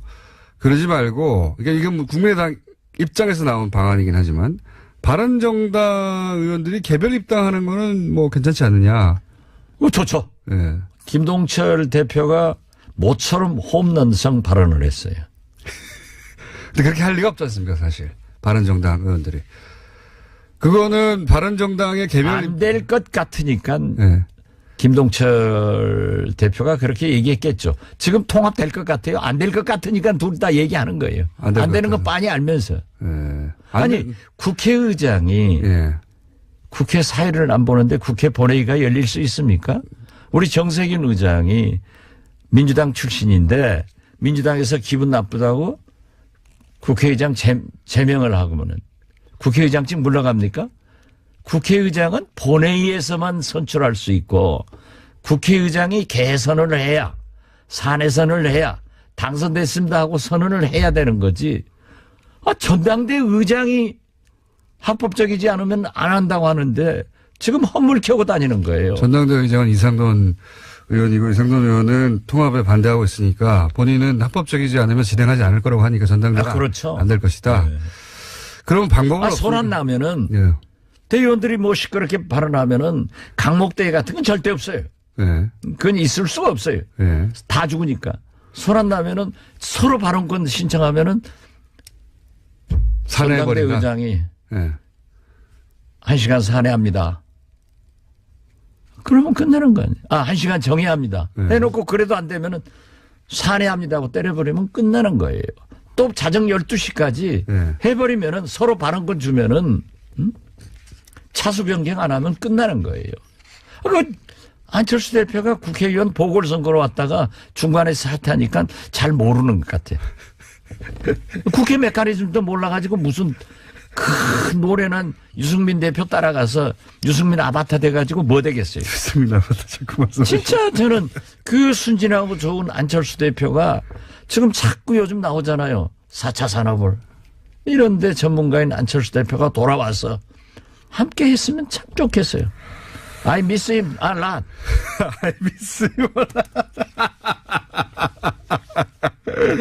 근데 지금 안철수 대표가 어떻게 회군합니까? 회군하면 안철수 대표의 뭐랄까요? 정치 생명은 사실상 거의 소진된다고 봐야죠. 회군할 수 없죠. 그게 잘못이에요. 네. 과거 정치를 자꾸 안철수 대표는 박지원이든 박천정이 구태 정치한다. 그게 구태예요. 신태가 악태라니까. 잘못이 있으면은 인정하고 국민들과 당원들에게 사과하고 돌아오면은 끝나는 거예요. 못 돌아옵니다, 이제. 못 돌아와요. 나도 봐도 못 돌아와요. 또 그 돌아올 만한 그런 배짱도 없고 그런 여유가 없는 분이에요. 못 돌아오면 어떻게 그러나 합니까? 이번에 한번 해봐라 네. 하면은 제가 업고 다니려고 그래요. 못 돌아온다고 보는데. 또 공장장 생각이야 좀 안 돌아와서 아니요. 우리 국민의당이 좀 깨졌으면 하는 게 본래의 마음이니까. 근데 그러면 이게 어떻게 결론 납니까? 결론은 어떻게 나는지 대표님 전망해 보시면. 결론을 네. 제가 지금 여기에서 얘기하면은 네. 참 곤란한데 네. 저는 통합은 안 된다. 통합은 안 된다. 그러면 안철수는 떠난다. 안철수는 떠난다고요? 예, 가서 네. 그 사랑하는 유승민과 손잡고 살아라. 그러니까 결국은 이 합당 시도는 실패로 끝나고 안철수 대표가 이 당에서 더 이상 있지 못하고. 실패하면은 자기가 못한다고 얘기했잖아요. 네. 말씀대로 가겠죠. 그러나 우리는 지금도 기다리고 있어요. 돌아가고. 아직도 사랑하고 있어요. 노래 한번 할까요? 하십시오. 기다리고 있어요. 이런 심정이라니까요. 대표님 아주 지금 기분이 좋으신 것 같습니다. 네.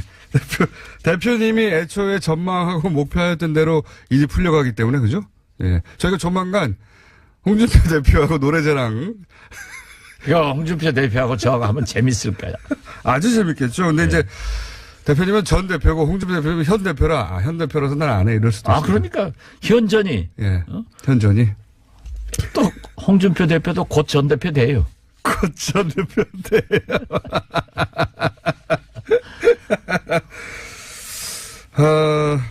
개별 입당도 안 될 것이고 합당도 안 될 것이기 때문에 남은 남은 가능성은 이제 본인이 살당하는 것밖에 없는데 그게 아니라 과거에 안철수로 돌아와 달라 이런 말씀이신 거죠? 그렇습니다. 예. 물론 꼭 그렇게 되지는 않을 수도 있습니다. 어떻게든 합당을 방법을 찾아낼 수도 있습니다. 저도 1%도 없어요. 그렇지만은 예. 1%라도 네. 그 가능성을 돌아갈 보고 가능성이 노력하는 것이 박지원입니다. 바른정당은 더 탈당할 수도 있겠죠? 더 하죠. 더 나오십니까? 네. 거기에 왜 있어요? 그게 왜 있어요? 꼬마 바른정당에 왜 있어요? 아니 보세요. 네. 남경필 지사가 네. 김세현 의원도 가장 강력한 가만히 계셨으면은 네. 부산시장 후보예요.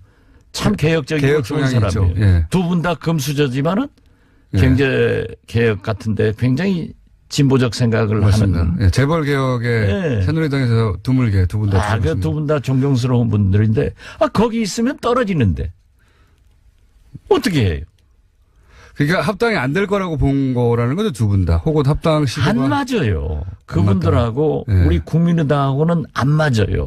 근데 지금 합당을 추진한 예를 들어서 이현주 의원 같은 경우는 다를 게 없다라고 계속 얘기하거든요.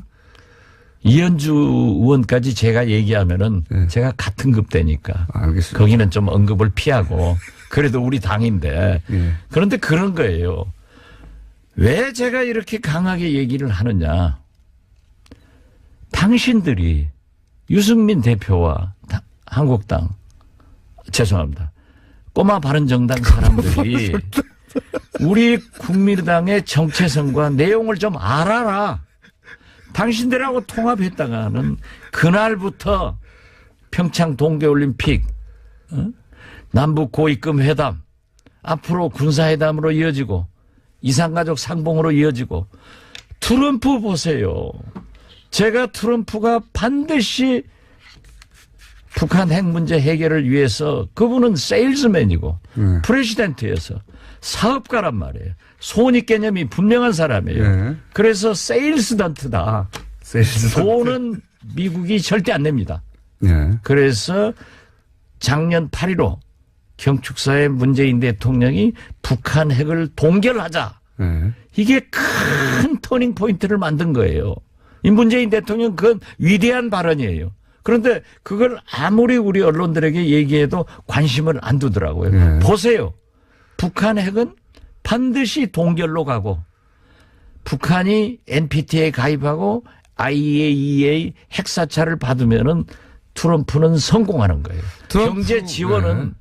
한국과 일본이 복노릇 하는 거예요. 미국 복노릇 하는 거예요. 미국은 돈 절대 안 써요. 예. 그러면은 예전에도 그랬죠. 예전에도 그랬어요. 네. 그게 역사입니다. 예. 경수로 그렇기 때도 때문에 그랬고. 예. 지금 현재 트럼프의 특바가 예. 약 30%밖에 안 돼요. 예. 그런데 실질적으로 미국 대통령 선거는 금년부터 이제 각 당의 예비 선거 나올 사람들이 클로즈업 됩니다. 예. 내년부터는 그분들이 예비 선거를 위해서 전국 순회를 합니다. 예. 투어를 한단 말이에요. 예. 그다음에 마지막 후보 경선에서 본선 기간은 4, 5개월밖에 안 돼요. 예. 실질적으로 금년부터 미국 대통령 선거는 시작된 겁니다. 집권 2년 차. 그렇죠. 예. 도저히 트럼프 대통령이 국내 지지도로 봐서 안 될 또 것 트럼프 같으니까. 대통령은 미국의 건국 이념과 가치관을 무시하고 장사꾼 대통령이란 말이에요. 네. 세일즈맨 대통령. 그래서 세일스던트예요. 그렇기 때문에 세계적 재앙인 북한 핵 문제, 예. ICBM 등 미국을 가장 위협하게 하고 미국 국민들이 가장 불안하게 하는 북한 핵 문제를 딱 해결하면은 노벨 평화상 받아가지고 대통령 되니까 그 길로 간다고요. 저도 그렇게 그때마다 예. 노벨 평화상을 노릴 거라고 봅니다. 저도. 그렇죠. 저도 작년부터 하던 얘기인데. 예. 예. 제가 하니까 따라 했지 뭐. 제가 먼저 했어요. 아, 그러지 마. 아무튼. 그러고 이 방송 진행자하고 저처럼 정치인하고는 달라요. 했어도 내가 공식적으로 발언하면 제가 한 거예요. 저희는 방송으로 기록이 남아 있습니다. 아, 작년에 했던 그 이야기. 기록은 1000번 남아도 제가 한 게 기록 남는다니까. 어떻게 됐든. 예. 그럴 때 그런 문제가 진행될 때 유승민 우리 국민의당 예. 같은 당내에서 계속 지금 이번에도 그러잖아요. 예. 위안부 역사관이 유승민 어때요? 자, 대북 문제. 이번에도 무슨 전술핵 배치하자 무슨 북한 핵 거론해라. 이게 말이 되는 거예요? 예. 그때마다 충돌하면은 예. 국민들이 이 당을 뭐라고 보겠어요? 국민의당을. 그래서 저는 얘기합니다. 보수가 나쁜 게 아니에요. 우리 중도 개혁이 나쁜 것, 진보가 나쁜 게 아니에요. 이게 국가는 체크 앤 밸런스. 서로 견제하면서. 오늘 영어 많이 쓰시네요. 응? 예. 영어 안 써야 돼. 영어 쓰면은 또 체크 앤 우리 밸런스. 김어준 공장장이 죽잖아. 한마디도 못 알아다니까. 체크 앤 밸런스 영어라기보다는 한국말이죠. 밸런스. 예. 밸런스. 그런데 아무튼 그 보수는 보수대로 지금 문재인 자기 역할이 있는데 예. 이렇게 대북 문제를 할 때 약간의 견제를 해주는 게 국가 발전을 위해서 필요하단 말이에요. 긴장감도 필요하고. 그러니까 예. 저는 유승민 대표를 그 방면에서는 존경해요. 예. 정체성이 나는 보수다. 예. 당신들하고는 정체성이 안 맞다. 예. 그러니까 통합이 어렵다. 네. 그걸 지켜야지. 왜 박천장 나가라. 지가 왜 나가라고 해요? 그리고 우리가 당에 입당하면서 유승민 대표한테 면접시험 봐서 들어가나? 자기가 우리 면접시험 보고 통합을 해야지? 그거예요. 오늘 아주 깔끔하게 짧은 시간 내에 생각하시는 바를 아주 요약해서 잘 전달하셨던 것 같습니다. 네. 우리가 왜 면접 보고 들어가냐? 왜 지가 나가라고 하냐? 자기가 나가야지. 네, 알겠습니다. 정치 구단주 오늘 아주 기분 좋으신 그리고 홍준표 대표하고 붙여달라고 지금 요청하신 국민의당 박지원 전 대표였습니다. 감사합니다. 감사합니다. 조사분석실장 나왔습니다. 대통령 국정수행 지지도 간단하게 정리해 주시고. 네, 2주째 70%대 초반을 이어갔습니다. 여러 가지 사건들도 보도들도 많았는데 주요한 2주째 이어간 원인은 아무래도 남북교육급 회담과 어제 있었던 신년 기자회견 효과를 빼놓을 수 없을 것 같습니다. 조금 더 자세히 말씀드리면 긍정평가가 0.4%포인트 하락했습니다. 72.2%이고요. 부정평가는 등락이 없습니다. 똑같습니다. 24.1%고요. 0.4%. 예, 지난주 금요일 날에 71.1%였는데요. 월요일 날에 70.7%, 화요일 날에 70.3%, 그리고 수요일 날에 71.5%로 올랐는데요. 기억하실지 모르겠지만 어제가 71.5%예요? 예, 네. 주 초에 최저임금 인상 부작용이라든지 네. 이제 강남 아파트값 급등에 따른 어떤 정부의 부동산 정책 비판이라든지 주로 민생과 관련된 부정적인 보도가 주초에 상당히 많이 확산되었습니다. 네. 그리고 어제는 통계청에서 최근 고용 지표를 발표를 했죠. 오늘 사설에서도 상당히 그 청년 실업률에 대해서 많이 얘기가 나왔는데 그 사실상 언론 같은 경우는 민생 관련 부정적 보도가 상당히 많이 확대되었고, 근데 신년 기자회견이라든지 남북 고위급 회담 이쪽으로 해서 반등을 해서 70도 초반은 2주 연속 유지를 했던 것 같습니다. 그게 그겁니다. 예, 어쨌든. 네. 자, 정당은요? 예, 정당은 민주당이 계속 강세를 보이고 있습니다. 1.9%포인트 상승해서 52.8%이고요. 한국당은 지난주까지 상승을 하다가 다시 하락을 했습니다.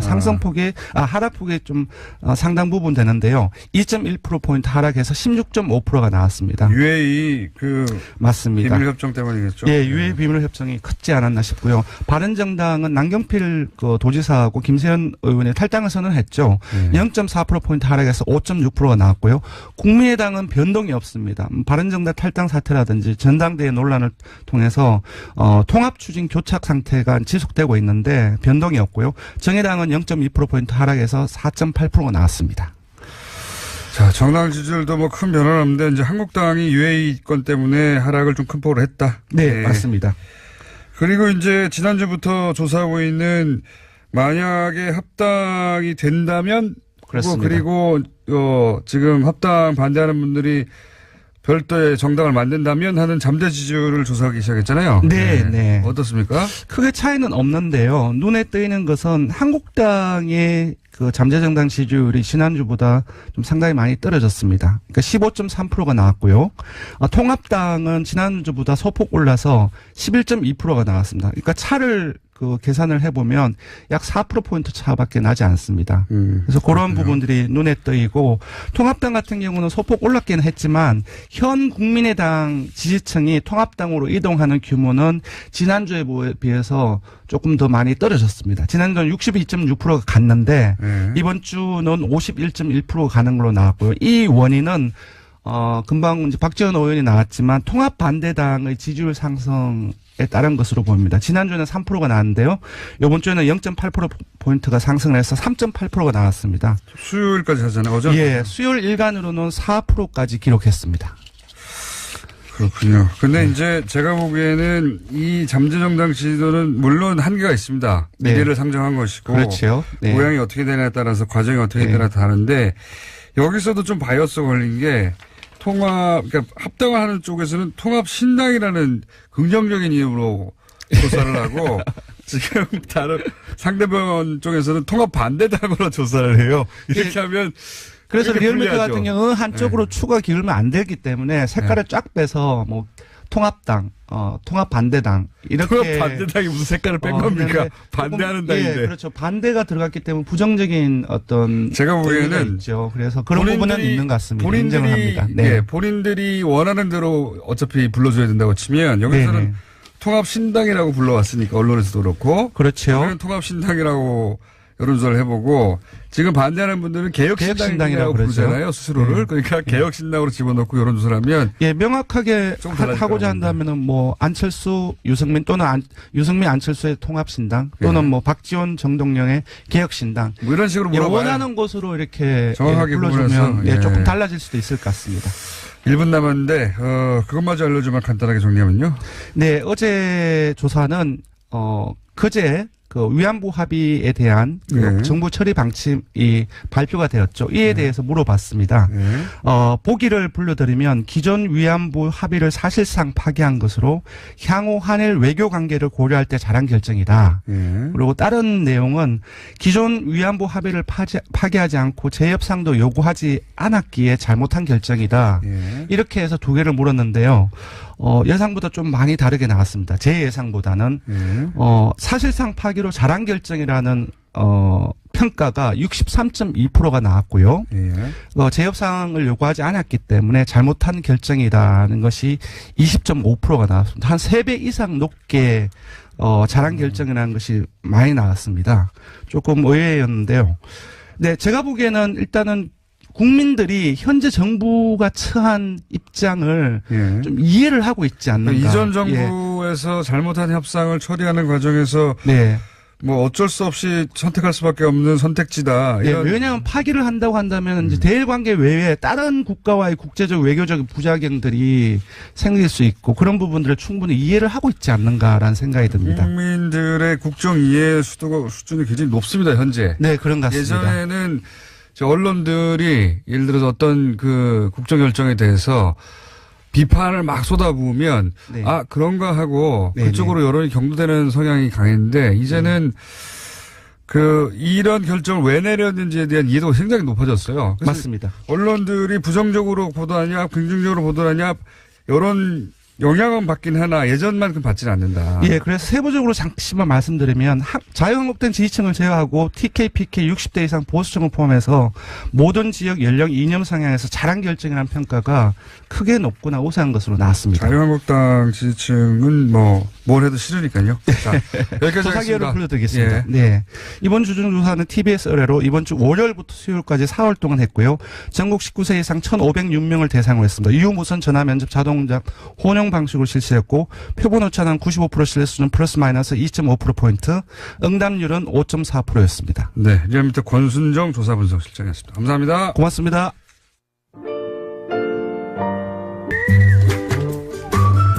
도시건축가 김재희 박사님 나오셨습니다. 안녕하십니까. 오늘 특별히 이렇게 기분이 좋아 보이는 이유가 뭡니까? 아니 이제 오늘 뭐랄까요. 머리끄덩이 시켜놓고서 기분 좋아하는 거 아니에요? 머리끄댕이 때문에 재밌기도 했지만 오늘 나오신 분들이 뭐랄까 에너지가 많은 분들이 나와가지고 저도 같이. 아니 예. 원더걸스 목요일에 저는 원더걸스 뒤에 나오지만 여하튼 뭐 목요일 날은 여성 세례를 좀 받으실 것 같으네요. 여성들의 그러니까요. 길을. 저희가 이제 이 코너를 만든 이유 중에 하나도 가만히 생각해보니까 새로운 코너를 기획하다가 네. 여성 정치인들끼리 나와서 토론을 그럼요. 하는 그죠, 경우를 그죠, 필요하죠. 거의 본 적이 없어가지고 네. 거의가 아니라 본 기억이 한 번도 없는 것 같아요. 그래서 그래 이렇게 만들어보자. 오늘 두 분 저는 오면서 들었는데 아직 이제 몸 푸는 단계인 것 그렇죠. 같더라고요. 아직 아직도 그리고 두 분이 워낙 또 각기 점잖으셔서. 예. 근데 이제 다음에는 이제 또 기대를 하겠습니다. 두 분이 점잖으시기도 하지만 어느 순간 파이팅 할 때 센 분이니까. 예. 근데 파이팅 하는 이제 워딩이 너무 아직 점잖으셔. 뭐 어떻게 하죠? 아니 중간에 한 번 나왔잖아요. UAE 가보셨어요? 이런 거. 야, 앞으로 그런 게 더 자주 나오지 않을까? 네. 기대합니다. 저는 네. 뭐 하여튼 여성 팬으로서 기대합니다. 네, 그 코너 핫해질 거라고 봅니다. 네. 핫해질 거라고 보고 박원순 시장은 이제 본인의 삼선 가도에 방해가 되는 순서라고 생각하실 수도 있고 또 글쎄, 그건 아닐 것 같은데. 저도 아닐 거라고 생각합니다. 그건 왜냐하면 아닐 것 끊임없이 같은데. 박원순 시장을 거론할 거거든요. 그럼요. 네. 그럼 아마도. 저기 뭐 그렇게 그러실 거예요. 네, 전화 올 텐데 안 받을 거라고 합니다. 그리고 자, 오늘 주제가 뭐죠, 근데? 예, 다른 얘기 우리가 하다가. 지난해 했던 얘기, 그린벨트 얘기 하다가, 네. 그러다가 말았는데, 이제 좀 2탄식으로 얘기를 하려고 그러는데요.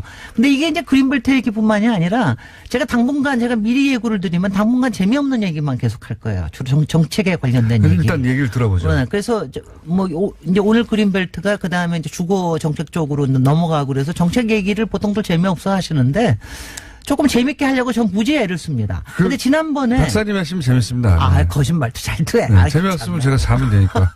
자, 지난번에 근데 그린벨트 할 때 굉장히 김원종 군장님이 잘 캐치를 하셨는데 왜 통상적으로 생각하면 이제 그린벨트 하면 좀 녹지니까 네. 진보 쪽에서는 보전을 막 찬성할 것 같고 그쵸. 그다음에 보수 쪽에서는 해제를 막 찬성할 것 같고 그러는데 박정희 전 대통령이 그린벨트를 지정했고 김대중 대통령이 풀었다.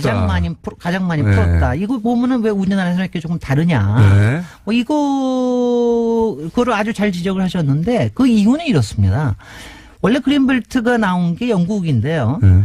영국에서 이제 5, 60년대에 사실은 그때는 전쟁 이후니까 굉장히 권력이 집중돼 있었잖아요. 네. 그 권력이 집중돼 있을 때 사실은 그리고 독재였을 때 그린벨트를 할 수 있습니다. 그러니까 세상에 갑자기 그렇죠. 재산권을 한 7, 제한해야 되니까. 8%의 땅을 갑자기 묶어버리고 아무것도 하지 말라고 아, 그러는데 그런 거를 어떻게 누가 할 수 있습니까? 재산권 제한은. 그러니까 그런 재산권 제한은 권력이 집중돼 있을 때 한다. 그렇군요. 특히 이제 영국 같은 경우에는 원래 이제 대도시의 팽창을 막고 또 예. 환경 보존하고 녹지 보존한다는 목적이 뚜렷했지만 우리 같은 경우에는 더군다나 박정희 대통령 같은 경우는 제스처가 있었어요. 이게 안보에도 꼭 필요하다. 어떤 의미에서 그렇습니까? 그러니까 대도시 주변에 네. 푸른 게 있으면은 거기가 만약 우사시에도 그러니까 너무 부대 주둔을 하기 좋고. 부대 주둔도 물론 그렇거든요. 왜냐하면 실제 그런데 일단 부대 사는 주둔을 사람들이 하거든요. 너무 많지 않으면 보호할 대상이 일단은 대도시권 안으로 들어오는 거 아니에요. 그러니까 안보라는 차원에서도 그걸 활용을 했다라는 것 때문에 그때는 뭐 누구도 꼼짝을 못했죠. 그리고 이제 물론 앞에다가는 환경 보존이라고 하는 거를 이제 가장 먼저. 군사적 목적을 먼저 생각했을 수 있겠군요. 근데 저는 아하. 근데 네. 여기서 하나만 더 들어가 보면 네. 이렇습니다. 한편에서 보면은요, 이렇게 묶어놓음으로 해서 그 다음에는 칼을 휘두를 수 있는 여지가 더 많이 생기게끔 만들어 놓는 게 아닌가 하는 생각도 들어요. 그러니까 묶어놓으면 그 다음에는 푸는 것도 정부 마음 아니에요. 말하자면은. 그렇죠. 네. 그러니까 그거를 풀므로 해서 거기서 생기는 여러 가지 경제적 이익을 자기네들이 먹어갈 수가 있으니까. 좌우지우지할 수 있으니까. 그러니까 그것도 아마 작용하지 않았을까. 그러니까 우리나라 신도시라든가 이런 것들이 거의 다 그린벨트를 풀어가지고 만든 거기 그렇죠. 때문에. 그러니까 이게 단순히 환경 문제로 접근한 게 아니라 군사적 목적 혹은 경제적 패권 문제 뭐 그리고, 이런 것들을 이제 그거하고도 통제권 연관되는 게. 확보 뭐 이런 근데 거. 왜 그러냐면요. 이게 영국에서 보면은 영국에서는 그린벨트가 보존이 굉장히 아직도 보존이 잘 돼 있어요. 그대로 되는데. 근데 왜 이유가 그럴까? 영국이라고 해서 영국의 주택 문제 무지 심각하잖아요. 특히 네. 런던 같은 경우에는 뭐 살인적인 거기는 살 주택 곳이 안 가격이잖아요. 됩니다. 사람이. 정말 살 곳이 아니에요. 네. 런던은. 그런데도 그린벨트 갑부가 풀어가지고 아닌 한. 주택을 뭐 공급한다라든가 이런 얘기 안 하잖아요. 절대 안 하죠. 왜 안 할까요? 글쎄요. 거기는 우리하고 다릅니다. 그린벨트에 사는 사람들이 이른바 젠트리, 상류층인 경우가 많아요. 그러니까 그런 사람들은 오히려 풀지 우리의 않기를 환경을 보존해가지고 한다. 이걸 가지고 이제 물론 그린이라는 걸 가지고 얘기하지만 그린 보존이라고 얘기하자면 사실은 자기네들의 재산권과 자기네들의 환경권을 보호하려고 하는 목적이 더 강합니다. 그렇군요. 이런 여러 가지 것들이 있어서 결국 권력의 문제군요. 거기. 이것도 땅에 대한 권력의 문제가 굉장히 큽니다. 그런데 이제 지금 최근에 뉴욕도 그렇습니다. 네. 뉴욕도 보면 그 센트럴파크 주변에 부자들이 살잖아요. 네네. 바로. 네. 그 사람들은 센트럴파크의 보존에 대해서 아주 그냥 그러니까요. 절대 못 건들게 하죠. 가능하면 퍼블릭들이 많이 안 오기를 바라죠. 시설 같은 거 안 오기를 바라고 그러죠. 그런 이게- 맥락이다. 그럼 네. 김대중 전 대통령 때 이걸 확 푼 건 정반대로 생각하면 됩니다. 정반대로 생각을 하면 되는 게 김대중 대통령은 이걸 갖다가 좀 풀어서 그거를 활용함으로 해서 생겨지는 저는 뭐 솔직히는 이렇습니다. 여기서 오는 경제적인 패권을 좀 더 바꿔야 되겠다 하는 생각 굉장히 있었다고 생각을 해요. 그러니까 가령 중소도시의 14개 중소도시는 다 풀었거든요. 네. 그러니까 중소도시를 굉장히 많이 확장을 했습니다. 어허. 그리고 또 수도권이나 이제 대도시권에서 푸른 거는 주로 국민임대주택을 짓기 위해서 풀었어요. 근데 솔직히 우리나라의 공공임대주택의 역사는 김대중 대통령부터 시작을 했거든요. 그전에는 뭐 거의 있는 동 마는 동 했습니다. 맞습니다. 그래서 예. 그 국민 임대주택을 짓기 위해서 그린벨트를 왕창 푸른 게 그래서 당시에 그리고 또 우리나라에서 놀라운 거는 그린벨트 푼다 그러면 항상 보수들이 찬성하는 편이잖아요. 맞습니다. 개발을 할 수 항상 있으니까. 개발한다라고 항상 네. 찬성을 하니까 지금 문재인 정부에서 그린벨트를 푸는 거를 사실 9년 만입니다. 네. 박근혜 정부 때는 하나도 안 풀었어요. 네. 근데 박근혜 정부가 하나도 안 푼 건 또 왜 그랬을까? 그것도 신기합니다. 근데 박근혜 정부는요, 네. 한 게 없어요. 한 게 없는 것도 그렇고 가만히 있었어요. 뭐 현실적인 이유는 이명박 정부 때 꽤 푸른 것들이 보금자리 주택 때문에 꽤 푸른 것들의 개발 여지들이 여전히 남아 있었습니다. 그렇기 때문에 안 푸른 것도 있지만 저는 그것도 박정희 아버지에 대한 사실은 일종의 오마주 같은 거 아니었을까? 저는 그렇게 생각하지 그거는 그래서 이거 그린벨트는 안 푸는 게 좋다. 잘 보시면 박근혜 대통령 때는 주도적으로 뭘 한 게 없습니다. 그래서 그럴 가능성이 커요. 그래서 정말 9년 동안 안 푼 거를 이제 이번에는 이제 풉니다. 그럼 문재인 정부의 그린벨트 정책의 지금 같은 맥락에서 설명하시자면 의도는 뭡니까? 그러니까 이제 이거는 공공 역시 임대주택을 마찬가지로? 누리는 특히 네. 이제 주거복지, 특히 젊은이들을 위한 주거복지를 누리는 데에 목표를 뒀기 때문에 김대중 전 대통령 때와 마찬가지 네, 이유가 향후 5년 동안에 약 40만 가구를 누리고 네. 40만 호를 누리고 그중에 상당 부분은 그린벨트를 풀어서 하겠다라고 하는 건데 제가 결론부터 그러니까 제 결론부터 얘기 드리면은 저는 그렇게 마땅치는 않습니다. 솔직히. 그린벨트는 그 자체로 두 가지 이유에서 네. 마땅치가 않은 게요. 그리고 요 다음에 이거를 이어가 있는 그러니까 주거복지를 누린다는 거에 대해서야 누가 반대를 하겠습니까? 그건 굉장히 좋은 이유인데 하나는 이른바 그린벨트의 보존에 관련된 가치가 어떤 거라는 거에 대한 게 아직 분명치가 않다라는 거 하나. 네. 또 하나는 그린벨트를 해제해서 한다라는 게 이게 다 택지 수용 방식이거든요. 네. 그러니까 이게 개발주의 시대에 토지를 정보 수용을 사서. 해가지고 예. 아무래도 시가보다는 다 싸게 수용을 해가지고 예. 수용은 정보가 산다는 뜻입니다. 예. 거기서 나는 이익을 사실은 이제 공공으로 바꾸겠다고 그렇죠. 하는 건데 근데 이제 꼭 이 방식밖에 없느냐. 다른 방식은 뭐가 있습니까? 아니, 그러니까 다른 방식은 이제 앞으로 좀 얘기를 하겠습니다. 네. 왜냐하면 가령 지금 우리도 얘기하는 재개발이나 재건축 같은 거 얘기할 때는 요새는 거기에 있는 소유주들의 여러 가지 의견들을 굉장히 많이 개발에 반영을 하게끔 예. 우리의 개발 방식이 많이 바뀌었거든요.